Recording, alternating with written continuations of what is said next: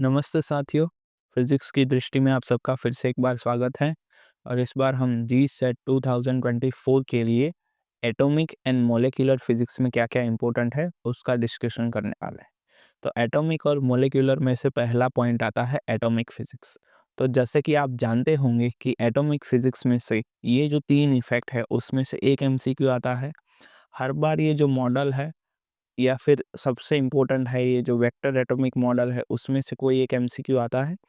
और आगे अगर हम देखें तो हाइड्रोजन एटम या स्प्लिटिंग या फिर एक्स-रे स्पेक्ट्रम में से आपको एक एमसीक्यू देखने को मिलेगा। और दूसरा जो इसका पार्ट है जो है मॉलिक्यूलर फिजिक्स में से आपको ये रोटेशनल, वाइब्रेशनल, रामन स्पेक्ट्रा में से कोई ना कोई एक क्वेश्चन देखने को मिलेगा।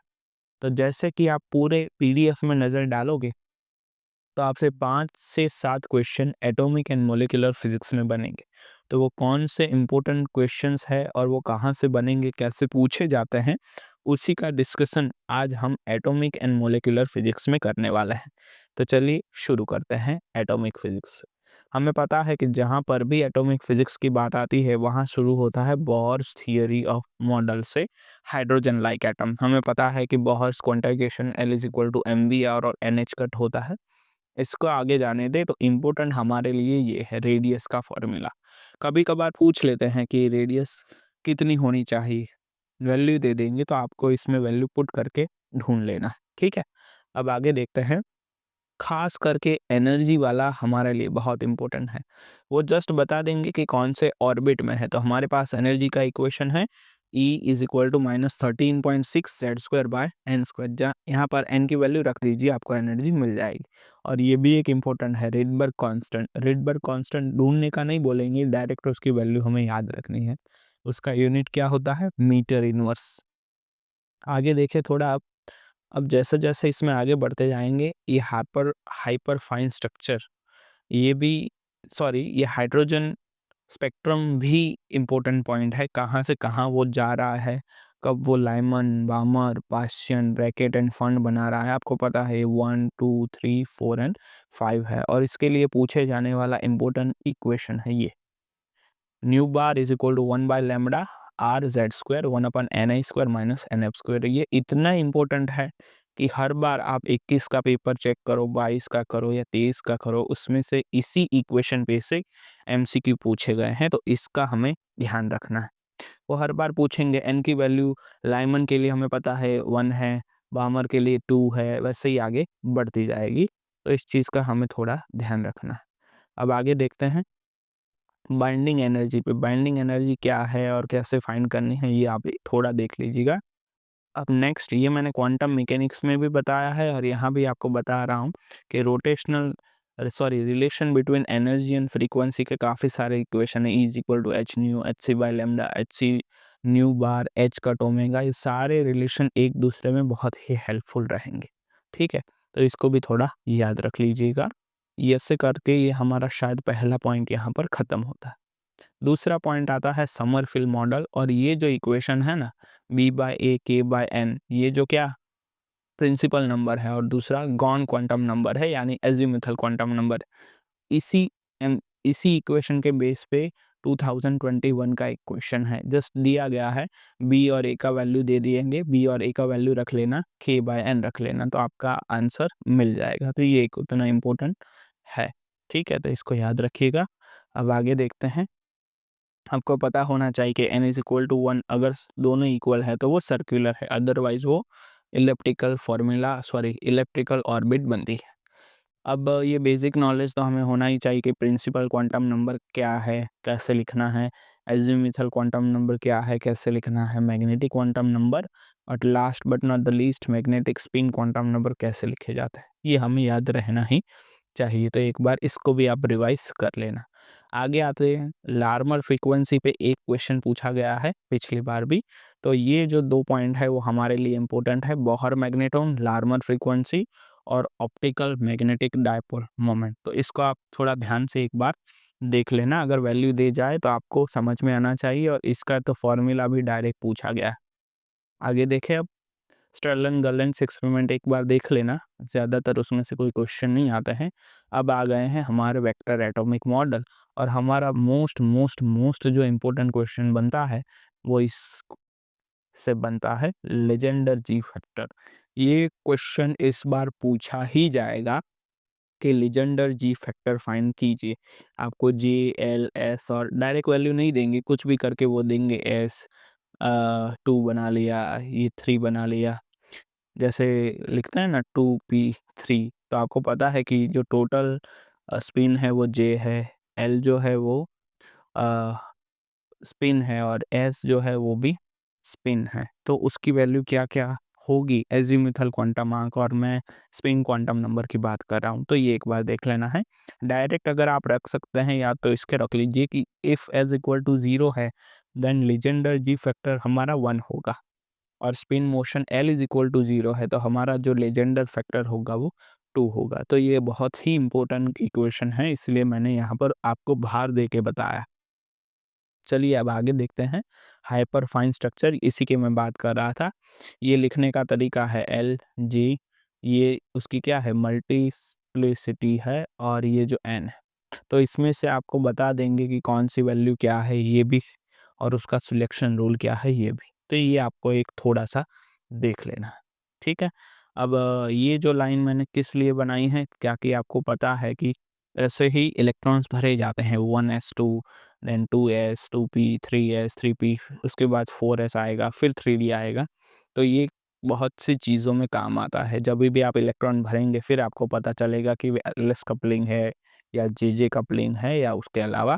और हंस रूल में से शायद आपको पूछा जा सके कि भाई लार्जेस्ट अगर एस टर्म है तो वो लोएस्ट एनर्जी है, लार्जेस्ट एल टर्म है, सॉरी एस है, ये एल है, तो लोएस्ट एनर्जी है। कब जाके जो हंस रूल यूज़ होता है, या उस पे कैसे क्वेश्चंस बनते हैं, तो उस पे जो क्वेश्चन बनेगा वो कुछ ऐसा बनेगा, ये रहा। ये पहला क्वेश्चन उसी का एग्जांपल है, और ये जो दूसरा क्वेश्चन है, ये पूरे दिए गए हैं, उसमें से कौन सा एलएस कॉन्फ़िगरेशन के ग्राउंड स्टेट में है। तो ऐसे भी क्वेश्चंस आते हैं, तो आपको देख लेना है इसके लिए। ठीक है, समझ में आ गया? तो ऐसे क्वेश्चंस आपको करने हैं। अब आगे देखते हैं थोड़ा, बाकी सब जाने देना है। ये जो एक क्वेश्चन है वो दिसंबर 2017 में पूछा गया है, तो इसको देख लीजिएगा। अब थोड़ा-सा आगे बढ़ते हैं हम। ये भी एक क्वेश्चन है जो पूछा गया है, और ये एक इम्पोर्टेंट क्वेश्चन है। इसको ध्यान से पढ़ लेना आप, ठीक है? आगे देखें अब जैसे-जैसे आप पीडीएफ को स्क्रॉल करते जाओगे, तब आ गया अल्कली स्पेक्ट्रा। इसमें जस्ट आपको ये देखना है कि प्रिंसिपल सीरीज़ कब बनती है, डिफ्यूज़न कब बनती है, और फंडामेंटल कब बनती है।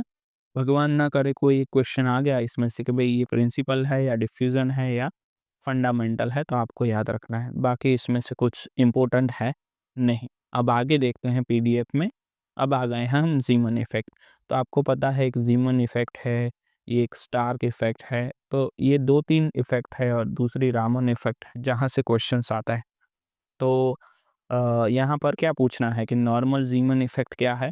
पिछली बार ऐसा पूछा था कि ज़ीमन इफ़ेक्ट में से क्या इम्पोर्टेंट है, तो वो वीक है या स्ट्रॉन्ग मैग्नेटिक फील्ड से ऊपर है। स्टार्क इफ़ेक्ट जो आपको पता है इलेक्ट्रिक फील्ड के ऊपर डिपेंडेंट है। और एक इफ़ेक्ट पूछ लिया था वो किसके ऊपर डिपेंडेंट है, और चौथी एक इफ़ेक्ट दी थी। तो इसमें से कौन-सा गलत है? तो आपको पता होना चाहिए कि नॉर्मल ज़ीमन इफ़ेक्ट है वो वीक या स्ट्रॉन्ग मैग्नेटिक फील्ड के लिए ठीक है। उसका स्पिन और ये सब वगैरह है, और उसका सिलेक्शन रूल ये है। नॉर्मल के बाद आ जाते हैं हम एनालॉमस ज़ीमन इफ़ेक्ट पे।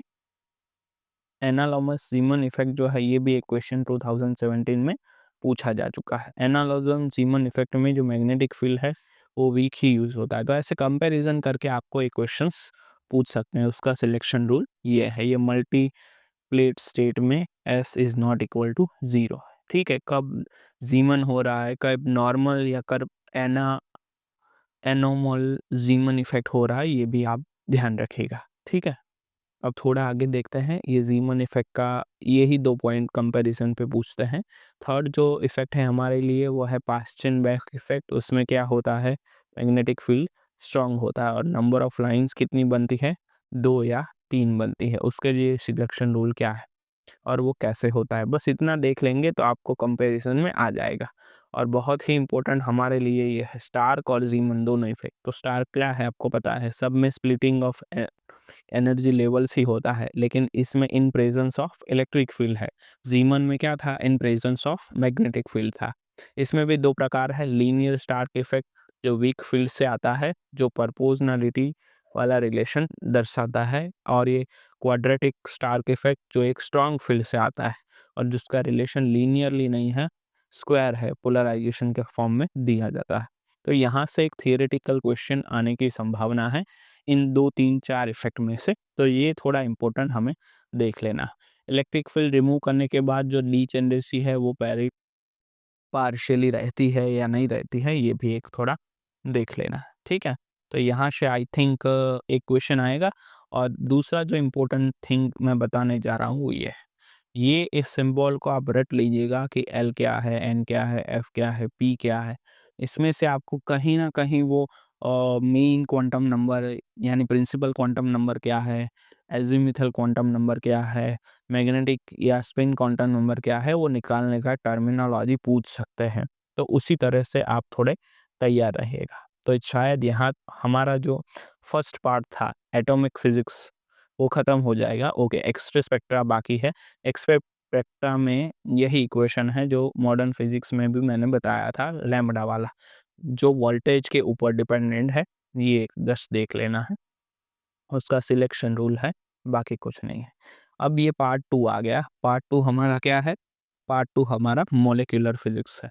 उसमें हेटेरो मॉलिक्यूल क्या है, होमो मॉलिक्यूल क्या है या पॉली मॉलिक्यूल क्या है, वो हमें पता है कि भाई 2 अलग-अलग है तो हेटेरो है, 2 एक ही जैसे हैं तो क्या है, होमो है, या पॉली क्या है, एक से ज़्यादा है। अब यहाँ से क्वेश्चंस आते हैं रोटेशनल स्पेक्ट्रा या वाइब्रेशनल स्पेक्ट्रा। कब वो रोटेशनल शो करता है, प्योर रोटेशनल शो करता है तो हेटेरोजेनियस मॉलिक्यूल। कब वो एब्जॉर्प्शन शो करता है, कब वो वाइब्रेशन शो करता है, वाइब्रेशन स्पेक्ट्रा शो करता है। और रोटेशनल स्पेक्ट्रा में ये जो रोटेशनल कांस्टेंट है वहाँ से हमेशा क्वेश्चंस आते हैं। ये रिजिड रोटेटर का इक्वेशन दिया है, आपको दे देंगे कि भाई एक लाइन ये जा रही है, ये एक लाइन जा रही है। जैसे आपको पता है कि रोटेशनल स्पेक्ट्रा में हर लाइन के बीच की जो दूरी है वो कितनी होती है, 2b होती है। आपको बता देंगे कि एक लाइन का वैल्यू जो है 0.43 है, दूसरी लाइन का 84 है। इन दोनों लाइन का जो गैप है वो दिखा देंगे, तो आपको सब्सट्रैक्ट करके इसको किसके इक्वल रखना है, 2b के इक्वल, और बोलेंगे कि इसका b फाइंड करो, यानी कि रोटेशनल कांस्टेंट फाइंड करो। ऐसे क्वेश्चन बहुत पूछे गए हैं और बहुत बहुत बहुत इंपॉर्टेंट है। तो आप एक बार इसको देख लीजिएगा, नीचे मैंने दिए हैं क्वेश्चन, ठीक। वैसे ही ये भी वही मामला है जो मैंने आपको इक्वेशन में दिखाया है।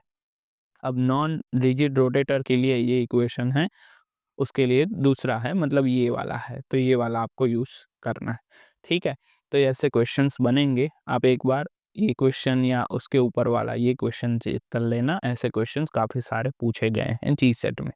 अब आ जाते हैं वाइब्रेशनल स्पेक्ट्रा। वाइब्रेशनल स्पेक्ट्रा में क्या होना चाहिए, आईआर रीजन आ जाता है, उसका विड्थ क्या है और उसमें कैसे arises form of vibration motion of molecule होते हैं, वो कब होता है, और उसका जो एनर्जी गैप है वो यहाँ पर 2b वाला नहीं है, उसका जो एनर्जी और उसका जो फ्रीक्वेंसी का जो इक्वेशन है वो दोनों अलग है। तो जस्ट आप देख लेना कि भाई हेटेरोजीनियस है तो कौन सा मोड ऑफ वाइब्रेशन है, ये वाइब्रेशन है तो उसमें कौन से बैंड्स आते हैं, तो आईआर बैंड्स आते हैं। ये सारे बहुत इंपॉर्टेंट पॉइंट्स है, तो जस्ट इन दोनों मोड को, रोटेशनल और वाइब्रेशन को एक ठीक से पढ़ लेना ताकि सारी क्लियरिटी आपके दिमाग में रहे, ठीक है। तो यहाँ से बहुत ही एक एक तो मिनिमम क्वेश्चन बनेगा। और दूसरा जो मैं बताने जा रहा था डायरेक्ट क्वेश्चन, वो यहाँ से आता है कि डेल्टा जे की अगर वैल्यू -1 है, मतलब जो डिफरेंस है, तो आपकी पी ब्रांच है, क्यू ब्रांच 0 पे है और आर ब्रांच +1 पे है। ये डायरेक्ट क्वेश्चन पूछे जाते हैं, डायरेक्ट दे देंगे, आपको पता लगाना है कि चेंज उसका क्या है। डेल्टा जे -1 है तो पी ब्रांच है, 0 है तो क्यू है और +1 है तो आर है। ये आप इक्वेशन से भी पता लगा सकते हैं और ऐसे भी क्वेश्चंस कई बार देखे जाते हैं एग्जाम में, तो मैं आपको पहले से ही बता रहा हूँ, ठीक है। और last but not the least, Raman spectra. Raman spectra भी बहुत फेवरेट रहा है, वो सीवी रामन ने डिस्कवर किया था, वो यूवी या विजिबल लाइट में देखा गया है। उसमें 3 तरह के लाइन है, एक स्टोक्स लाइन, ए रेलेज लाइन और एंटी स्टोक लाइन। इसमें से पिछली बार ऐसा क्वेश्चन पूछा गया था कि कौन सबसे बड़ा है और कौन सबसे छोटा है। तो यहाँ पर मैंने दिया है कि जो इंटेंसिटी है वो एंटी स्टॉक्स की बहुत छोटी है स्टॉक्स की, और फिर इंटेंसिटी रिलेस की आती है। लेकिन वेवलेंथ के मामले में पूछते हैं कि किसकी वेवलेंथ ज़्यादा है, किसकी कम है, तो ये एक बार ध्यान से आप देख लें। अब रामन में एक प्रकार आता है रोटेशनल रामन स्पेक्ट्रा वाला, और दूसरा आता है वाइब्रेशनल रामन स्पेक्ट्रा वाला। तो दोनों चीज़ें आपको एक बार जस्ट देख लेनी है, क्योंकि रामन इफेक्ट जो है वो हमारे लिए एक बहुत ही इंपॉर्टेंट पॉइंट है, स्टॉक्स एंटी स्टॉक्स, और उसका ये वेवलेंथ मैंने दिया है। वेवलेंथ सबसे कम होता है एंटी स्टॉक का, फिर ये है लैम्डा रे का, और उसके लास्ट में क्या है स्टॉक्स का। ये फ्रीक्वेंसी का मैंने दिया है, ये वेवलेंथ का दिया है। तो इसको ज़रा कंपैरिजन आप याद रख लेना कि कौन सबसे छोटा है, कौन सबसे बड़ा है। और फंडामेंटल मूड्स तो आपको पता ही है, रोटेशनल में लीनियर मॉलिक्यूल है तो 2 है, नॉन लीनियर है तो 3 है। वाइब्रेशनल में फंडामेंटल मूड्स में लीनियर में 3n-5 है, नॉन लीनियर में 3n-6 है। तो ये बहुत ही सिंपल चीज़ें हैं। और पिछली बार यही दिया था CO और OCS, ये दोनों मॉलिक्यूल दिए थे, और बोलेंगे कि रोटेशनल किस में होगा और वाइब्रेशनल किस में होगा, या CO में कितने रोटेशनल मोड्स होंगे और वाइब्रेशनल होंगे, और OCS में कितने रोटेशनल और वाइब्रेशन मोड होंगे। तो ये एक मैंने एग्जांपल यहाँ पर दिया है, ठीक है। तो इसको ज़रा गौर से एक बार देख लीजिएगा आप, तो सारी चीज़ें क्लियर हो जाएगी। अगर आप इतना भी करते हैं एटॉमिक एंड मॉलिक्यूलर फिजिक्स में, तो वो आपके लिए इनफ है, वो GSET 2024 के लिए इनफ है।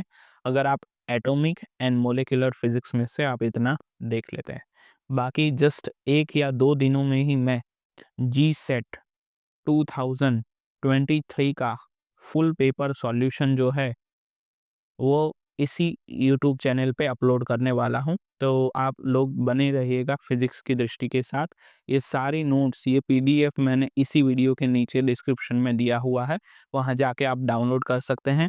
दिवाली गिफ्ट वाले वीडियो के अंदर सारी ऑल PDF नोट्स दी है मैंने, वहाँ पे जी जाके आप डाउनलोड कर सकते हैं। तो ये फुल सॉल्यूशन के लिए बने रहिएगा। हमारे चैनल को सब्सक्राइब करें, लाइक करें, शेयर करें, और ऐसे ही अपना प्यार दिखाते रहेगा। All the best for all the Jesus aspirant student के लिए। Thank you very much to all, thank you very much.